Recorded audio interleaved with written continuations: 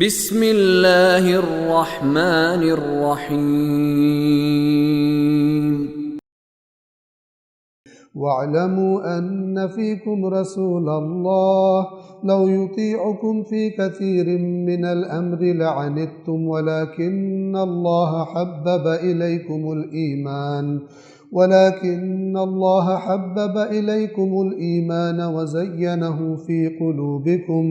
وَكَرَّهَ إِلَيْكُمُ الْكُفْرَ وَالْفُسُوقَ وَالْعِصْيَانَ أُولَئِكَ هُمُ الرَّاشِدُونَ۔ قبیلے والوں کو پتہ چلا کہ بنی مصطلق والوں کو رسول اللہ کا نمائندہ آ رہا، تو وہ اپنے شوق میں اکٹھے ہو کر نکلے۔ ولید نے جو ان کو یوں آتے دیکھا تو اس نے سمجھا کہ یہ تو اکٹھے نکلے ہیں، یہ تو ان کے ساتھ میری دشمنی بھی ہے، یہ مجھے مارنے کے لیے نکلے۔ تو بغیر ان سے بات کیے وہیں سے بھاگ کے رسول اللہ کے پاس آئے اور پھر اس میں اجتہاد یہ کیا کہ یا رسول اللہ، وہ تو انہوں نے زکوٰۃ دینے سے انکار کر دیا اور وہ تو مجھے مارنے کے در پہ ہو گئے۔ ٹھیک ہے نا، بندہ پہلے خود ہی ایک بات بناتا ہے پھر اس کو پکا کر لیتا۔ اب رسول اللہ یہ سن کر یعنی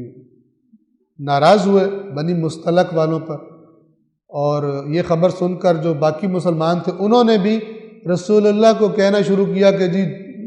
لشکر نکالیں اور بنی مصطلق کو مارتے ہیں جا کر۔ رسول اللہ بھی گویا کہ وہ ڈیسیجن انہوں نے نہیں لیا تھا، یا لوگ ان کو کہہ رہے تھے، ابھی یہ کشمکش جاری تھی کہ بنی مصطلق والے خود ہی آ گئے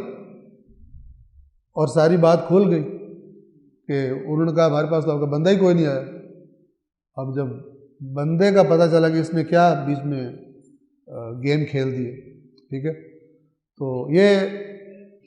لوگ اللہ کے نبیوں کے ساتھ بھی کرتے ہیں، ائمہ کے ساتھ بھی کرتے ہیں، باقی تو کسی کھیت کی مولی نہیں کہ اپنی مرضی سے۔ رسول اللہ اپنے زمانے میں مسجد نبوی میں خطبہ دیا تھا، فرمایا تھا لَقَدْ كَثُرَ عَلَيَّ الْكِذَابَةُ، کہ مجھ پر کثرت ہو گئی ہے مجھ پر جھوٹ بولنے کی۔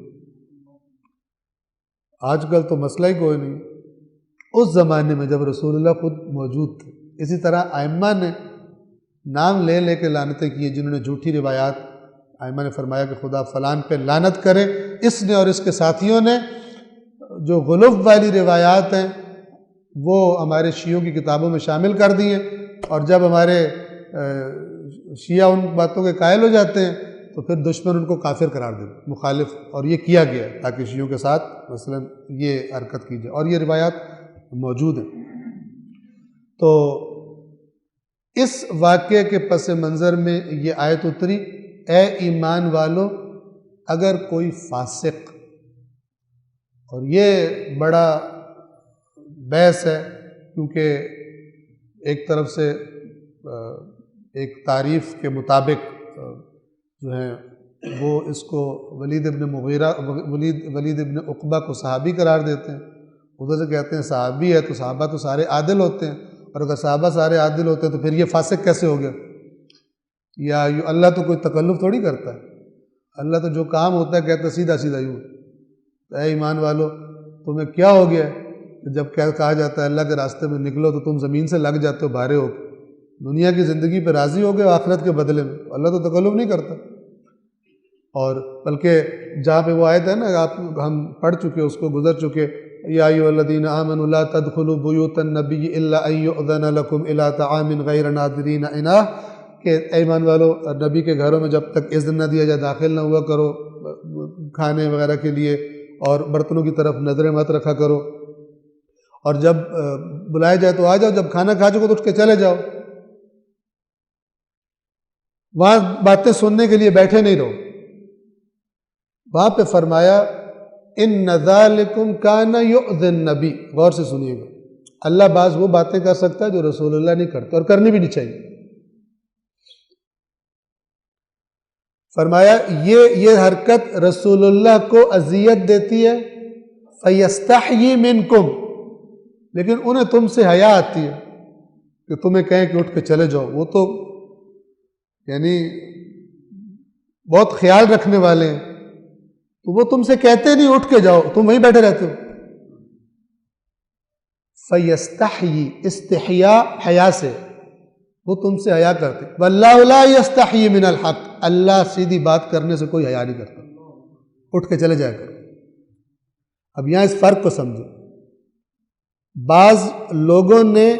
اپنی جو گالی دینی ہے مخالف مسلک کے مقدسات کو، اس کے لیے قرآن کی ایک آیت نکالی ہوئی ہے، سورہ قلم کی آیت ہے، وَلَا تُطِعْ كُلَّ حَلَّافٍ مَّهِينٍ، اے رسول زیادہ قسمیں کھانے والے گھٹیا آدمی کی بات نہیں ماننی، مَنَّاعٍ لِّلْخَيْرِ مُعْتَدٍ أَثِيمٍ، جو خیر میں رکاوٹ بنتا رہتا ہے، نیک کام کو آگے نہیں بڑھنے دیتا، حد سے بڑھنے والا، پکا گناہ گار، عُتُلٍّ بَعْدَ ذَلِكَ زَنِيمٍ، زنیم کہتے ہیں جس کا پتہ نہیں ہوتا یہ اس کی نسب کیا ہے،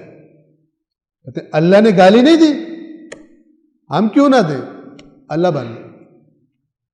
تو بعض چیزیں ایسی ہیں کہ جو رسول اللہ بھی نہیں کرتے اخلاق کی وجہ سے، لیکن اللہ کسی اس کا پابند نہیں ہے۔ اور میں نے آپ کو مثال دی کہ رسول اللہ حیا کرتے ہیں، یہ کہہ رہے ہیں تم اٹھ جاؤ، اب اللہ حیا نہیں کرتا، تو ایک اللہ اسوہ حسنہ ہے یا رسول اللہ اسوہ حسنہ ہے؟ خدا کہہ رہے کہ میں تو جو بات ہے کر دوں گا۔ اللہ نے فرمایا جن کو ہم نے کتاب دی ہے اس کو نہیں وہ صحیح طرح انہوں نے رکھا تو وہ گدھے، یا جس کو ہم نے اپنی اس کو آیات دی تھی، بلعم ابن باورہ جس کا نام تھا، ہم نے اس کو اپنی آیات دی تھی، چاہتے تو ہم اسے بلند کر لیتے، لیکن اس نے پست رہنا پسند کیا۔ اس کی مثال اس کتے کی طرح ہے جس کو کچھ دو تب بھی زبان نکال کے ہانپتا ہے، اور کچھ لے لو تب بھی اسی طرح زبان نکال، اسے فرق ہی نہیں پڑتا۔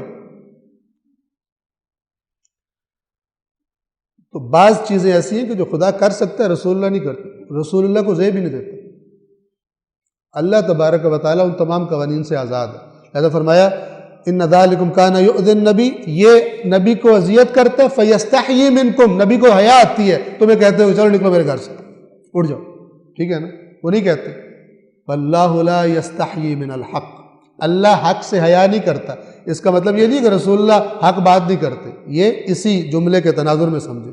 کہ اللہ کے لیے وہ قید نہیں ہے جو رسول اللہ کے لیے، ان کے اخلاق کے لیے وہ نہیں کر سکتے۔